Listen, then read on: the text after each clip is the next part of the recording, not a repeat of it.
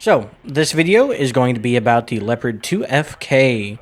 This is going to be a new vehicle coming out in Season 1 tomorrow. I'm going to be completely honest, I actually really like this vehicle. If you have seen the tier list already, you do know that I have placed it in A tier. I I think the abilities are okay, it's whatever. The main thing about this vehicle is the gun and the ultimate. Now, you may notice that there is a slight bug where I'm not seeing my abilities on the HUD down below, and hope that should be resolved by the time this actually comes out on release. It just seems to be a bug with the actual LSP servers and shouldn't affect the actual live gameplay. So this vehicle, man, this vehicle is satisfying to play when it works properly. So what I mean by that is sometimes there will be instances where the actual like ATMs will kind of just freak out a little bit, but that's just the nature of ATGMs in this game. Overall, like the damage is so satisfying to hit in this vehicle. And having this ultimate as well is a nice touch. I will say the ATGMs aren't super hard to kind of control. I mean, they're what you would expect from ATGMs, let's be honest. But this is kind of like the factor that I really like about this vehicle. Just this switching back and forth, kind of controlling the flow of the battle with your proxies. So I just real quick want to talk about, the two abilities that this vehicle has as well. So it has this like jamming ability that I almost never use, to be honest. I'm not too familiar with the ability itself, so I'm not going to elaborate too much on it just because I don't have enough proper information to give that kind of information out. The second ability, though, is the Feign Death. This is a pretty cool ability. There's a few things that kind of work in tandem with the Feign Death on the builds that you can get. And one thing with Feign Death is it essentially shows as if your vehicle is destroyed, kind of like right there. Now, I can still move the turret, and if I had held the turret in place, it might have worked a little bit better. But I mean, who was I really going to to misguide with that? But again, swapping back and forth, I'm kind of just every time I take a shot, swapping. And this definitely does, surprise some enemies.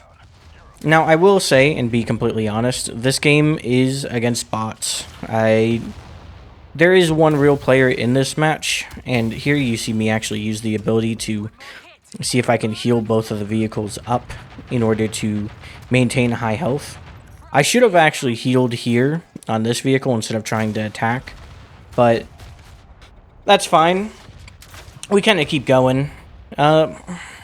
ATGM, this is Heat ATGM, so I am missing the crit zone on that actual martyr. I do finish off the martyr, but I should have honestly swapped to my proxy. Now, one thing you will notice when playing this vehicle is the proxy also builds up the ultimate charge even once you've placed down your ult. I think that might be a bit strong, but I do see how it is a nice thing to have, especially in game modes like Control, where you have 3 rounds. It would suck to only be able to use your ultimate maybe like once or twice at the very end of a match.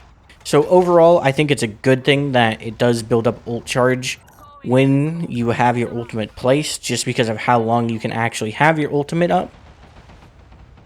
Overall, this vehicle, very fast. It does have your kind of standard Leo crit zones. I'm gonna be honest, they're not super tanky, but it is a bit tankier than the actual Leo 1A6, which is, I think, it's such a huge deal for me, because like the standard Leo 1A6 can be one shot by this vehicle, right? But this vehicle isn't really able to completely one shot itself. Some of the times, if you roll high enough, you definitely will be able to one shot other Leo 2FKs. But, like, here, 2,180 damage, that's enough to one-shot a Leo. Not enough, in this case, to one-shot a Leopard 2FK, but definitely Leo 1A6. So I do think, unfortunately for the standard Leo, it is going to suffer a bit more than it already is in this update. But, oh man, it's just something so satisfying about hitting these ammos on this vehicle. Like, I'm not even too mad that I hit the shielding on that because it's like it's still 1600 damage. Now, you will notice this passive, which gives this vehicle mass when your energy is high enough. And you kind of notice it at the bottom in this, like, little effect around the vehicle itself as well. Now, essentially what that means is while you're masked, it's acting like this green highlight. Vehicles won't see, like, the green highlight on you, and they won't also see your name until after you shoot and the mask disappears. So it is nice to have. Masked also means that when someone, you know, like an AMX puts up a UAV drone, it's not going to be able to target you until after that mask actually drops down, which is another niche thing about this vehicle. Now here you'll see me take full effect of just kind of swapping back and forth between the vehicles, and it's so satisfying. I absolutely love like Flare's like ultimate. I'm gonna be honest, I can see how it's a little overpowered, but I don't think it's the worst thing. Maybe if it had even longer. Also, there's the ATGM wonkiness. For some reason, it dove down, even though I wasn't aiming for the driver's port on the FE. But one thing that is kind of a good counter is even though you have your ultimate up, if someone jams your vehicle, you cannot swap in.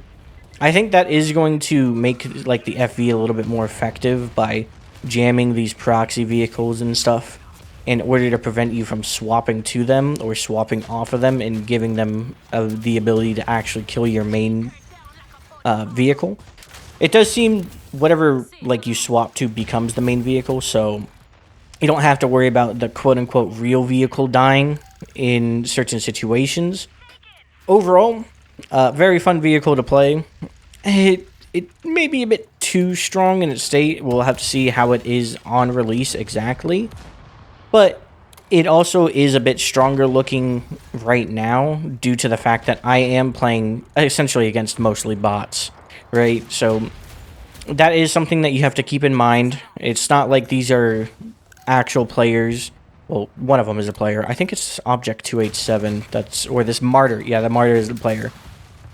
Because bots can't wear skins, and the Martyr was wearing skins this entire time. I kind of feel bad for him because I kind of picked off his team compared to him being able to pick off my team. And I think that's another thing about the proxies is like you don't have to worry about mines as much unless you get one shot, that is. Because then you can just swap to your alternate body. Overall, vehicle's fast, doesn't have that greatest health, but has a very good gun, you know, decent control of the vehicle. Here's the kind of new after game stats, just to kind of show you. This is essentially what I run on the vehicle. These are kind of all the mods available on the vehicle. So this, you know, this is kind of what I run with the Feigned Death. For the jammer, I honestly didn't read into it enough. I don't care about this ability all that much, in complete honesty. It could be a decent ability, but I just don't care. ATGM crit modifier, I definitely want that over anything else. It's actually one of the few vehicles where the legendary is worse than just the base first level module, and that's a nice thing to have every now and again. Like, the first level module is pretty good there. Killing an enemy with masked, that's a pretty good one. This is just kind of all of the modules that are currently on the vehicle. I don't know if there'll be any more on release. So if you do want to slow any of these parts down just to kind of take a look at what's available, you have that. This is kind of the equipment that I run. Just my standard equipment. I don't use smokes. This is the progression of the vehicle. So you can see that a lot of the mods are quote-unquote available early on, but the biggest thing is the legendary mods. So I believe that is the one that I prefer using on this vehicle, which is nice to have unlocked at level 35. The second legendary is unlocked at 43, but I don't think that's the one that many people will be using on this vehicle.